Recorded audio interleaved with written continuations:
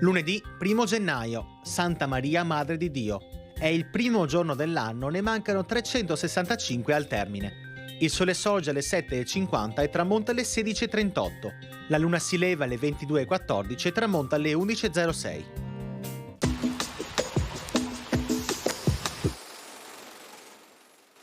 Le popolazioni venete, volendo ricordare degnamente l'inizio del secolo XX, hanno fatto erigere una statua della Vergine sulla vetta del Monte Grappa. L'ultima notte del 1889 il patriarca di Venezia, cardinale Giuseppe Sarto, a cavallo di una bianca mula, sale attraverso i ripidi e tortuosi sentieri del monte. Alle prime luci del giorno benedice la Madonna del Grappa e l'alba del nuovo secolo.